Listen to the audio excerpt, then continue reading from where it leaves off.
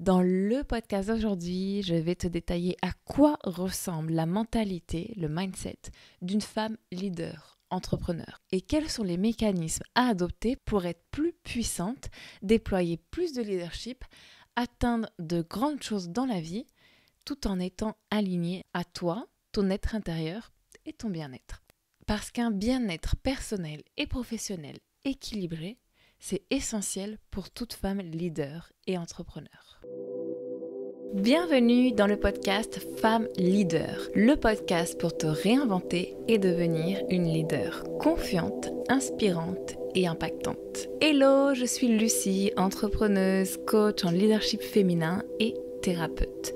J'aide les femmes ambitieuses, les coachs et les entrepreneurs à se reconnecter à elles, reprendre leur pouvoir intérieur, s'affirmer et prendre leur place. En 2017, j'ai tout quitté. Je suis partie vivre au Chili par amour et aussi pour me reconnecter avec mon être intérieur, qui je suis vraiment. J'ai donc vécu un long processus d'introspection à la recherche du bonheur, de ma mission de vie et de mon succès. J'ai donné naissance à mon premier business en espagnol dans le domaine de l'image, du bien-être et du coaching. Et aujourd'hui, j'aimerais partager avec toi tout ce que j'ai appris dans cette merveilleuse aventure. Dans ce podcast et dans mes programmes, je te coach pour devenir une femme confiante, inspirante et successful qui impacte les autres grâce à sa lumière intérieure et sa communication. Tu peux dès maintenant télécharger le guide gratuit « Les 4 secrets du leadership féminin » pour commencer à transformer ta vie. Alors prépare-toi pour cette nouvelle aventure que l'on commence ensemble. Bonjour, aujourd'hui je suis très heureuse de vous retrouver ici dans ce nouvel épisode très spécial où je vais partager beaucoup de choses intéressantes pour affirmer ton leadership. Attention, il y a sûrement des choses que tu ne connais pas et qui vont te transformer la vie. Parce que moi aussi, quand je les ai compris, beaucoup de choses ont changé. On commence directement. Qu'est-ce que le mindset, la mentalité, l'état d'esprit ? C'est une manière de voir le monde. J'ai souvent entendu des commentaires du type « Bon, les gens ils disent mindset, en fait c'est juste pour parler des pensées. » Oui, le mindset inclut effectivement les pensées, mais pas seulement. C'est un peu plus complexe. Parce que l'état d'esprit, le mindset, ça inclut également le fonctionnement du subconscient qui choisit, qui génère les pensées qui passe dans ta tête. C'est un peu une machine super puissante qui analyse ce qui se passe autour de soi selon ses propres filtres. Et donc ça analyse en fonction de la façon dont tu te vois et comment tu vois le monde qui t'entoure. L'état d'esprit, c'est ce que tu penses du monde qui t'entoure, c'est ce que tu penses de toi-même, de ta vie et du monde qui t'entoure. Et ce mindset, il peut t'aider, te supporter comme te nuire. Mais la bonne nouvelle, c'est qu'on peut le changer. Et ce qui est intéressant à comprendre, c'est que ton monde extérieur, c'est une représentation de ton monde intérieur. Donc les choses que tu n'aimes pas, les problèmes, les petits challenges que tu rencontres dans ta vie, c'est en réalité des dysfonctionnements de ton mindset. Par exemple, esprit de manque, de carence égale pauvreté dans ta vie. Peu de confiance en toi égale problème de visibilité. Pas de connaissance de toi, ça peut mener à la dépendance affective. L'émotion d'abandon, ça mène à la solitude. En fait, il y a toujours un problème à la racine qui fait que quand on le libère, quand on le découvre, on le sort, tout s'améliore.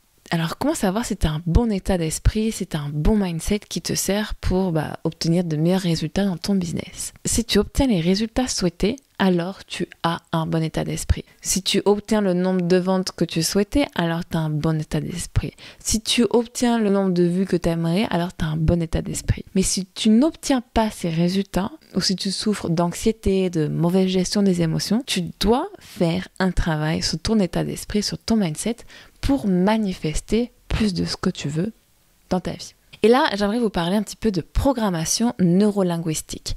La PNL, si tu l'as déjà entendu. Donc la PNL, ça existe depuis quelques années et en fait, c'est l'étude de l'esprit de réussite. C'est l'étude du mindset de réussite. Donc c'est un groupe de personnes qui ont étudié le mindset des gens, l'esprit des personnes qui réussissent. Et ils ont réussi à retrouver certains modèles, certains mécanismes, certains schémas de réussite qui peuvent s'appliquer à tout le monde. Donc la PNL, ça nous aide à reproduire le succès grâce à une certaine façon de penser, grâce à certaines émotions vécues et certaines actions prises. L'idée, c'est donc de reprogrammer le mental avec ces mêmes concepts de PNL que je vais t'expliquer dans un petit moment. Alors déjà, c'est important de comprendre ce que c'est vraiment le subconscient et comment il fonctionne. Le rôle numéro 1 du subconscient, c'est de te protéger. Le subconscient, en fait, il est conçu pour que tu restes en vie. Le problème, c'est que parfois, souvent, ce dont on veut se protéger, c'est une fiction, c'est plus d'actualité. Des traumatismes d'enfance, par exemple, ou des traumatismes qui ont passé des générations, c'est plus d'actualité, mais ça reste encore en toi. Autre chose à comprendre, c'est que pour le subconscient, tout passe en images. Par exemple, si je te dis un arbre bleu, tu vas pas penser à un arbre bleu, tu as une image dessinée dans ton cerveau d'un arbre bleu. C'est pourquoi la visualisation, par exemple, c'est très puissant. Et dernier point qui est important pour comprendre le mindset et le subconscient, c'est que le subconscient, c'est le monde des émotions. Les émotions, c'est des énergies et elles sont stockées directement dans ton subconscient. Et ce qui est intéressant, c'est que lorsqu'il y a un traumatisme, par exemple, tes émotions ont tendance à avoir des répliques, à se répéter. Et très souvent, c'est inconscient. Parfois d'ailleurs, le mental supprime de ta mémoire exprès certaines informations pour te protéger. Mais tu ressentiras toujours cette réplique de cette souffrance jusqu'à ce qu'elle soit guérie. Maintenant, pour vous parler de mindset de leader et d'entrepreneur, j'aimerais vous introduire à la loi de l'attraction. Donc, qu'est-ce que c'est la loi de l'attraction ? La loi de l'attraction, c'est la loi la plus connue pour expliquer ceci. Ce que tu ressens, tu l'attires. Le positif attire le positif et le négatif attire le négatif. Pour que ça joue en ta faveur, tu dois te concentrer sur le positif. Je vous conseille le documentaire The Secret qui est sur Netflix ou encore le livre The Secret d'où est tiré directement le documentaire pour te familiariser un peu plus avec la loi de l'attraction si tu ne connais pas. Ou encore moi mes préférés ce sont les livres d'Abraham Hicks qui sont merveilleux. Donc comment faire fonctionner cette loi d'attraction ? La clé ici c'est de changer consciemment tes pensées. Par exemple, lorsque tu payes ta facture, je sais que beaucoup de gens ressentent du manque, de la peur, de l'anxiété. Mais moi, au moment de payer, je pense ça. Je sais que ce que j'ai dépensé ici, ça va me revenir x 10. Et je me sens reconnaissante pour cet argent que j'ai sur mon compte. Tu vois, ça change toute l'énergie. Moi, ce que je conseille, c'est d'aller à l'opposé.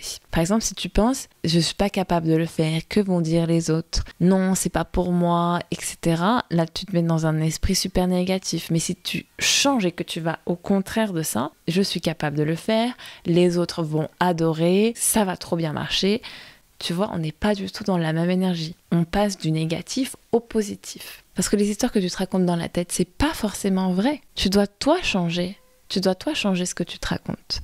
Parce que tout part de tes pensées. En fait, les pensées te mènent à des émotions. Tes émotions te mènent à des actions ou des inactions qui te mènent à des résultats. Et les émotions, c'est hyper important parce que c'est ce qui vibre et c'est ce qui attire. Donc si tu as des émotions de bien-être, c'est génial. Genre, je suis capable, ça va marcher, tout le monde va adorer. Ça, c'est génial. Mais si il s'agit d'émotions anxieuses, de peur, de honte, de culpabilité, alors, ce que je te disais, tu dois aller à l'opposé de ce que tu penses et changer consciemment l'orientation. Donc je ne suis pas capable de le faire devient je suis capable de le faire et ça va marcher. Maintenant j'aimerais vous parler de la responsabilité que vous avez dans votre vie. Une chose très importante quand on veut être une leader entrepreneur, c'est comprendre qu'on est responsable de notre vie. En équitation d'ailleurs on dit il n'y a pas de mauvais chevaux, il n'y a que des mauvais cavaliers. Tu es responsable des résultats de ta vie. C'est facile de se mettre en mode victime.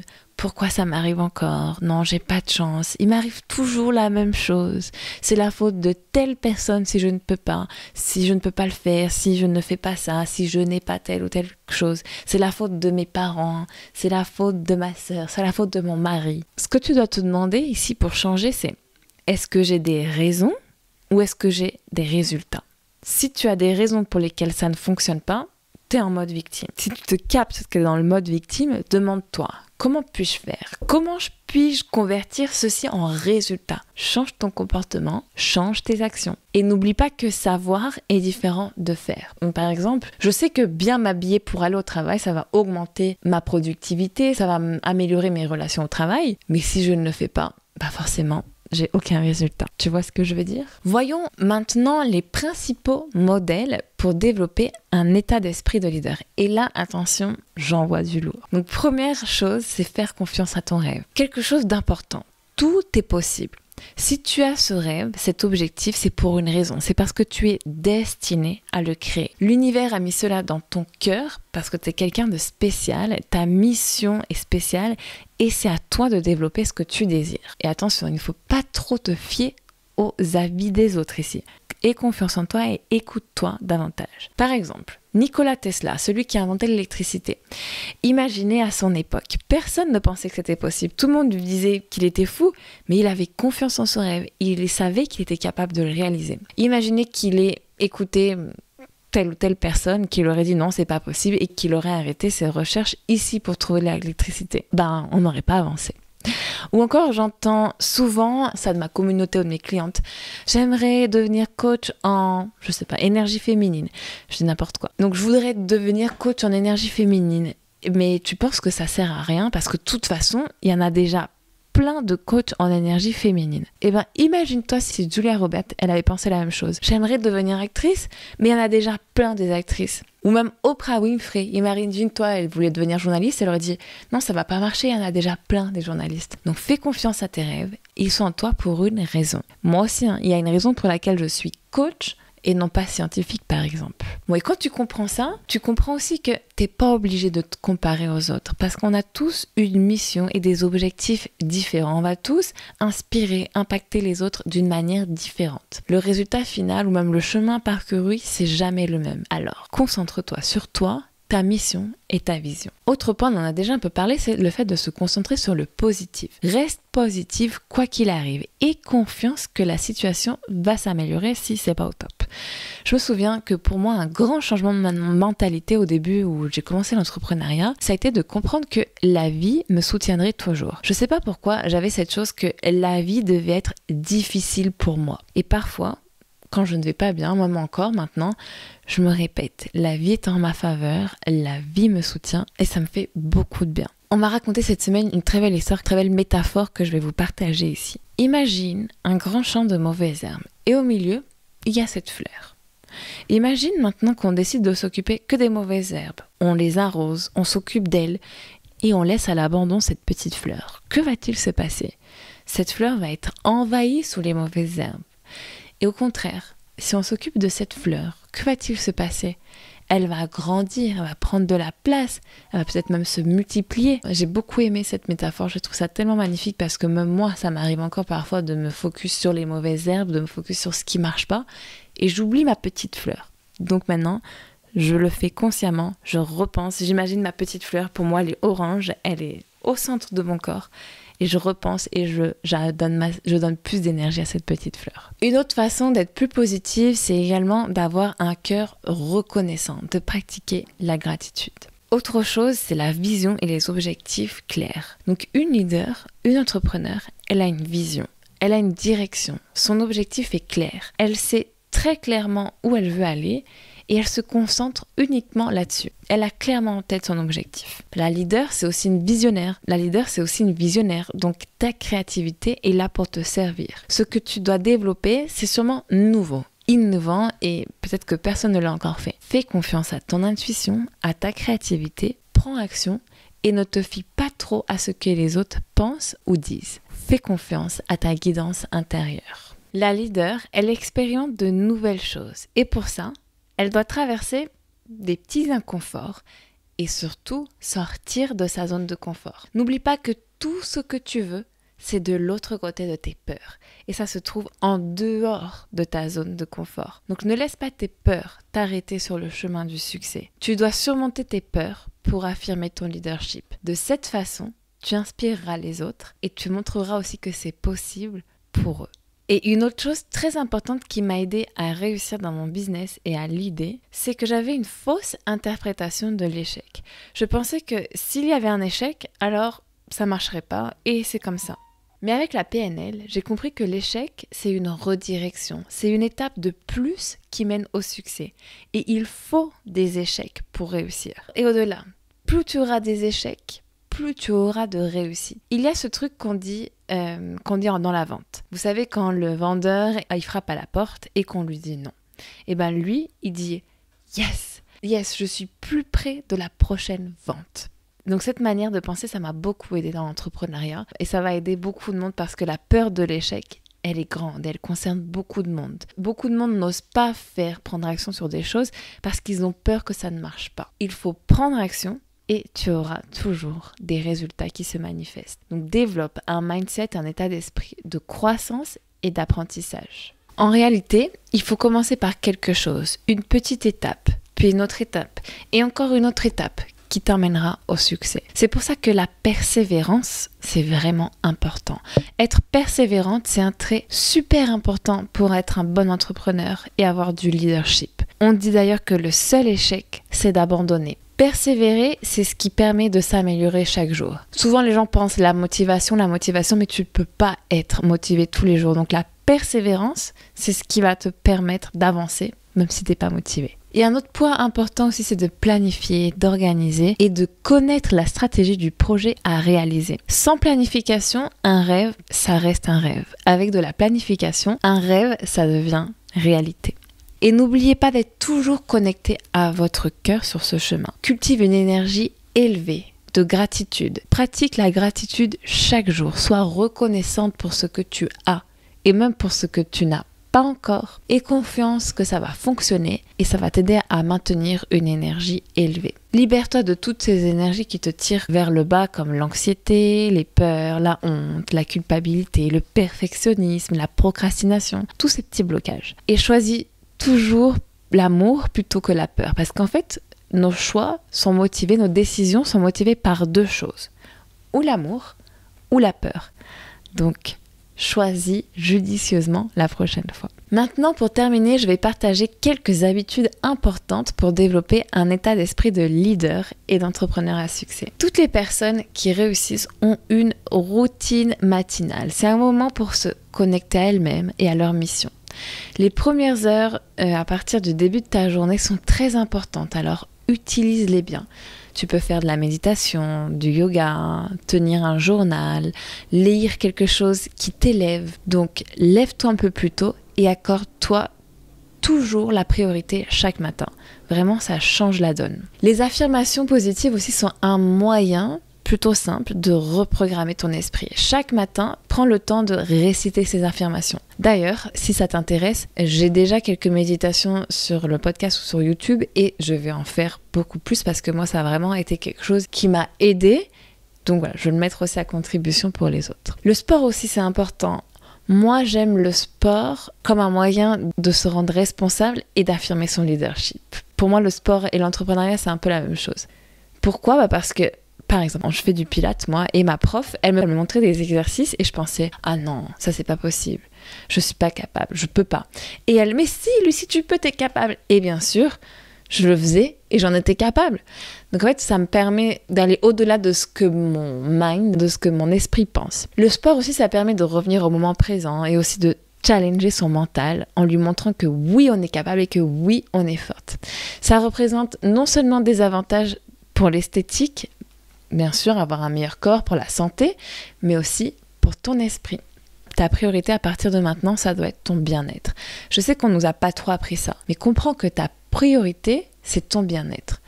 Ta priorité, c'est être là où tu réussis ou là où tu te sens bien. Donc choisis toujours des pensées, des actions qui te font du bien. C'est le secret de la manifestation. Et pour vraiment te sentir bien dans le bien-être, il faut être capable aussi de se fixer des limites.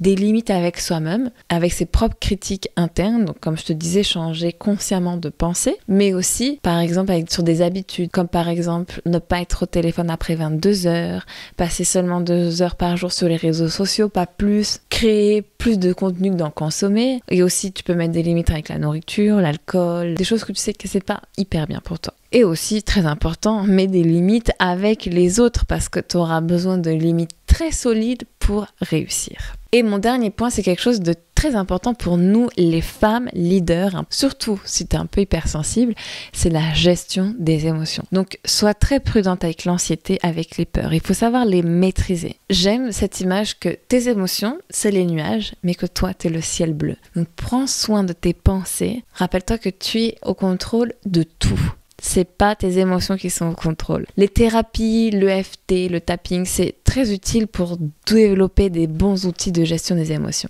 Et pour développer vraiment cette mentalité de leadership, on peut le faire ensemble dans mes programmes de coaching. Tu peux d'ailleurs programmer un appel gratuit avec moi pour savoir comment je peux t'aider. Le lien est dans les notes de l'épisode. À lundi prochain. Ciao, ciao.